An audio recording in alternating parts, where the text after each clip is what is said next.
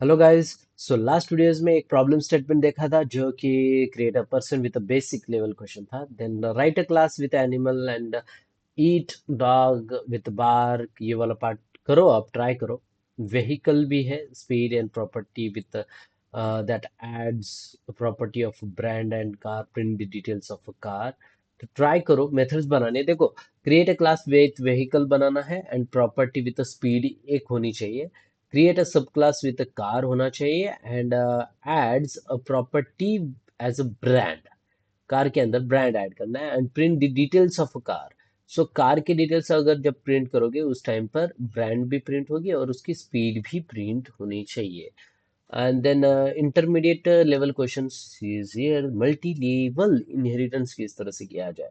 तो पहले multi level देख लेते हैं। Create a shape with a method area, create a subclass with a rectangle that overrides the area to, to calculate area, and create another subclass with a square that extends a rectangle and test area calculation। ये सब कुछ करना है। Just copy कर लेता हूँ और multi level inheritance करना है अब। और यहाँ पर बोलना चाहूँगा प्रॉब्लम स्टेटमेंट 2 बनाना है। सो राइट क्लिक, न्यू पैकेज बनाऊंगा। न्यू पैकेज के साथ साथ नया क्लास भी बनाऊंगा। सो यहाँ पर पैकेज नेम देना चाहूंगा प्रॉब्लम नंबर 2 के लिए, क्योंकि यहाँ पर मल्टीपल क्लासेस है। सो यहाँ पर बोलूंगा प्रॉब्लम अंडरस्कोर 02। ठीक है। और ये इसके अंदर मैं बनाना चाहूंगा मेन मेथड। बना लेते हैं फटाक से और राइट क्लिक, चलो इससे पहले यहाँ पर पेस्ट कर देता हूँ और इस पार्ट को कैंसिल कर लेता है। और यहाँ से लेकर यहाँ तक कॉपी कर, यानी कमेंट आउट। और ओके ठीक है, तो समझ लेते हैं। शेप क्लास बनाना है। चलो शेप क्लास बना लेते हैं। पहले तो शेप क्लास बना लेते हैं और राइट क्लिक करूंगा, न्यू करूंगा, क्लास करूंगा, विथ शेप दे देता हूँ। एंड चलो इसको सबको क्लोज कर लेता हूँ पहले तो। प्रॉब्लम फिर से शेप हो जाने के बाद क्रिएट अ सब class with rectangle. So right click करूंगा, न्यू कर लेता हूँ और एक क्लास बनाता हूँ विथ रेक्टेंगल। एंड देन और एक पार्ट एंड ओवरराइड दे रहे देखते हैं बाद में। And create another sub class with square. Square यानी स्क्वायर वाला, वो स्क्वायर वाला नहीं, स्क्वायर वाला, वो वाला स्क्वायर। सो जिसके चारों बाजू सेम होते हैं, वो square. Okay, then create a class with a shape with the method which is known as area। एक मेथड बनानी है किसके अंदर, तो शेप के अंदर मैं एक मेथड बनाना चाहूंगा void area। ठीक है, जस्ट हमने यहाँ पर void area एक मेथड बनाया। अब यहाँ पर बोलूंगा एरिया जस्ट मेथड बनाया और इसके अंदर sys out, sorry sorry sorry sorry, sys out. और सिस आउट के अंदर लिखता हूँ area, area of shape. Just मैंने यहाँ पर लिखता हूँ तो आपको पता चलेगा नेक्स्ट वाला पार्ट कि ये क्या होता है, क्या कर रहा है, मैं क्या कर रहा हूँ। ओके। एंड यहाँ पर इसने क्या बोला है, ठीक है। एंड क्रिएट अ सब class with rectangle that overrides. Overrides का मीनिंग होता है ओवरराइड्स एरिया। यानी ये सेम पार्ट जो है मैं यहाँ पर लिखना चाहूंगा शेप के अंदर। ये जो लिखा है ना, मैं यहाँ पर स्क्वायर के अंदर लिखना चाहूंगा, स्क्वायर नहीं रेक्टेंगल के अंदर। और यहाँ पर बोला गया है, अब अगर प्रॉब्लम स्टेटमेंट की तरफ ठीक से देखोगे, प्रॉब्लम स्टेटमेंट क्रिएट अ सब class with a rectangle. Sub class rectangle बनाना है, तो रेक्टेंगल बनाया, सब class which is x tends with shape. बना दिया हमने शेप के साथ। अब शेप के साथ बना लिया है and that overrides the area to calculate area.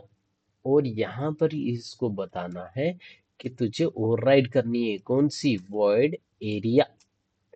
और एरिया को यहाँ पर ले लिया हमने, एग्जैक्ट नेम सेम कंडीशन में आपको मेथड बनानी है।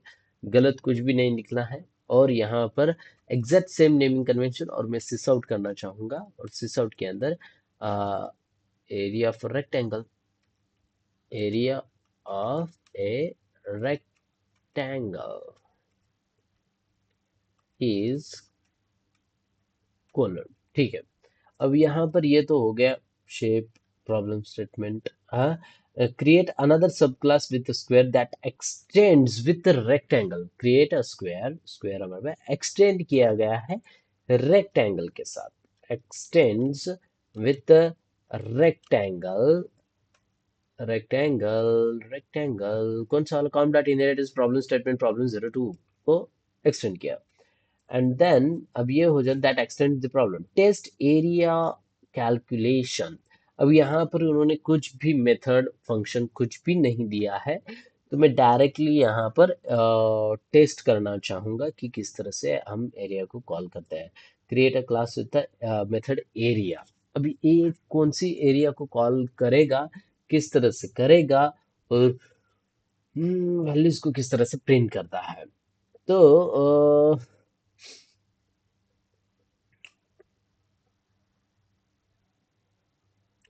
एरिया, सो यहाँ पर लेना चाहूंगा इंट num1 इक्वल्स टू, मान लेते हैं 3, sorry length into breadth. Length LENGTH, length 3 centimetre हो सकता है, 4 centimetre, what ever. And int breath, BREDTH। Bread की स्पेलिंग क्या थी? BREGTH, जाने दो। लेंथ इंटू हाइट,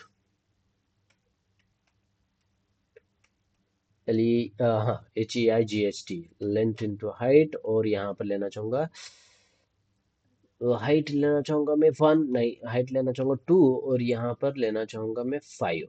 उसकी जो लेंथ है वो 5 लेना चाहूंगा, हाइट लेना चाहूंगा 2 सेंटीमीटर। ओके, ये वाला पार्ट हो जाने के बाद बस यहाँ पर क्या करना होता है, लेंथ इंटू हाइट। सो मैं यहाँ पर प्लस ऑपरेटर के साथ लेंथ इंटू हाइट, ये वाला पार्ट कर लेता हूँ। सो बस मुझे अब यहाँ पर उसको कॉल करना है।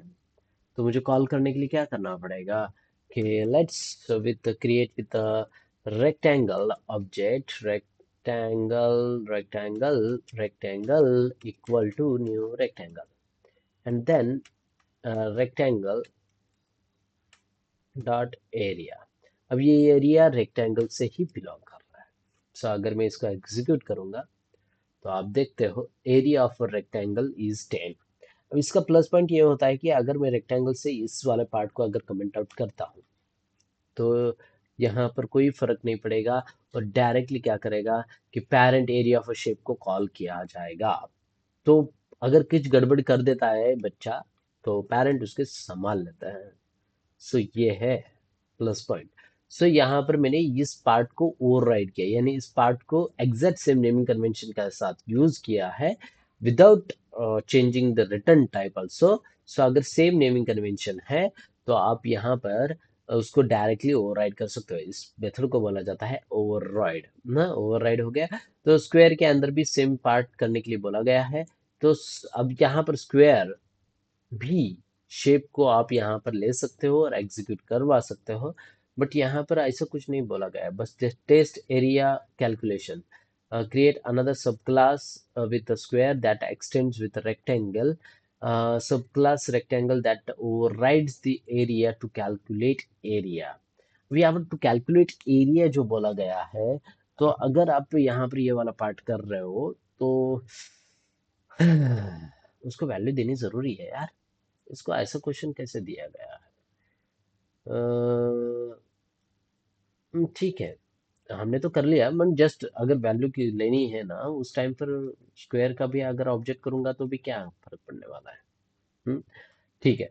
अब मैं मल्टी लेवल इनहेरिटेंस आपको बताता हूँ। अब अगर मैंने यहाँ पर ले लिया है तो अगर रेक्टेंगल का ही ऑब्जेक्ट, नहीं स्क्वायर का ऑब्जेक्ट बनाता हूँ।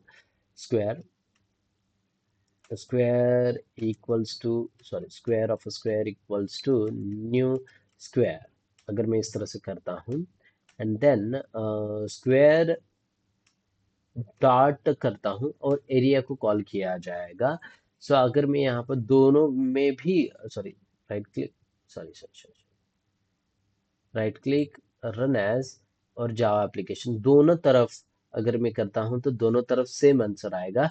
बिकॉज जब मैं स्क्वायर करता हूं और एरिया को कॉल किया जाएगा, ये डायरेक्टली जंप करता है इसके पास। अगर मैं इस पार्ट को कमेंट अनकमेंट आउट कर भी देता हूं तो भी आप देख पा रहे हो दोनों तरफ कुछ भी चेंजेस नहीं है। ये बस एक तरीका था जो कि आपको एरिया ऑफ शेप दिखाने के लिए, टेस्ट एरिया कैलकुलेशन, बस जस्ट आपको टेस्ट करना था एरिया कैलकुलेशन कि किस तरह से एरिया में, यानी जस्ट हमने टेस्ट कर लिया। अब यहाँ पर स्क्वायर के लिए भी अगर आप करना चाहते हो तो स्क्वायर के लिए भी कर सकते हो। सेकंड थिंग्स, अगर मैं मेरे जो शेप है उसके अंदर ही, यानी इसके पास ही मैं अगर लेंथ इंटू हाइट अगर एक्सेप्ट करता हूँ, int L comma int H, अगर ये वाला पार्ट मैं यहाँ पर एक्सेप्ट कर रहा हूँ तो मुझे प्रॉब्लम स्टेटमेंट के अंदर मुझे हर जगह पर ये वाला पार्ट देना ज़रूरी है। तो मैं यहाँ पर क्या करता हूँ, यूज़र से ही वैल्यू एक्सेप्ट करने की कोशिश करता हूँ। So int L comma int H, इस तरह से मैंने दिया लेंथ इंटू हाइट वाला पार्ट, ठीक है। और मैं अब यहाँ पर करना चाहूँगा एरिया इज, और यहाँ पर देना चाहूँगा एल, और यहाँ पर देना चाहूँगा एच। ओके, जस्ट मैंने यहाँ पर दिया है। अब यहाँ पर अगर ये करोगे तो एरिया कैलकुलेशन करने के लिए रेक्टेंगल का एरिया कैलकुलेशन 2 बाय 2, साइड के दोनों साइड्स के, और स्क्वायर के लिए भी नहीं, 2 बाय मैं यहाँ पर बोलना चाहूँगा 7, और यहाँ पर बोलना चाहूँगा 2 बाय 2। ओके, मैंने यहाँ पर दोनों में भी आपको एरिया देखने को मिलेगा। सो आप देख सकते हो एरिया इज 14 और यहाँ पर एरिया इज 4 यहाँ पर नजर आ रहा है, क्योंकि यहाँ पर क्या हो रहा है, रेक्टेंगल के अंदर ये वाला इम्प्लीमेंटेशन किया गया है, और उसके बाद स्क्वायर के पास किया गया, एंड शेप के पास भी आप यहाँ चाहे तो एरिया ऑफ शेप इज, और यहाँ पर भी अगर मैं ये करता हूँ प्लस ऑपरेटर के साथ, आप कुछ भी कर सकते हो, एल इंटू एच, ओके। और मैं रेक्टेंगल के पार्ट्स के अंदर का ये वाला पार्ट को कमेंट आउट कर देता हूँ, एंड देन अब मैं फिर से इसको एग्जीक्यूट करने की कोशिश करूंगा, तो ये मुझे प्रॉब्लम मेरा रुकेगा नहीं, एग्जीक्यूट करेगा। Area of shape is 14 and area of shape is 4, यहाँ पर नजर आ रहा है। सो रेक्टेंगल हो या कौन सा भी, उस शेप का यहाँ पर एरिया आप कैलकुलेट कर रहे हो। सो मैंने जस्ट सिंपल एग्जांपल के तौर पर मैंने ही थोड़ा बहुत चेंज करके आपको यहाँ पर करके दिखाया है। सो आप प्रैक्टिस करो, आगे बढ़ो, और यहाँ पर ओवरराइड मेथड किस तरह से होती है ये आपको मुझे दिखाना था। अगर मैं यहाँ पर ये सेम नेमिंग कन्वेंशन अगर यूज नहीं करता तो मुझे बार बार चेंजेस करना पड़ता। अब मुझे वो करने की जरूरत नहीं, मुझे जो चाहिए उसी मेथड को मैं कॉल कर सकता हूँ। तो ये प्लस पॉइंट है मेथड ओवरराइड का। और एक मेथड ओवरराइड का ये प्लस पॉइंट है कि अगर पेरेंट के अंदर कुछ गड़बड़ हो गई है उस मेथड के अंदर, तो वो चाइल्ड उसको ठीक कर सकता है, या फिर चाइल्ड के अंदर गड़बड़ हो गई है तो उसे पेरेंट ठीक कर सकता है, क्योंकि हम कमेंट आउट कर देते हैं एंड देन वो एग्जीक्यूट करेगा। तो इस तरह से ये चलता रहता है। सो इसे मल्टी लेवल इनहेरिटेंस वाला पार्ट जो हमने यहाँ पर अचीव किया है।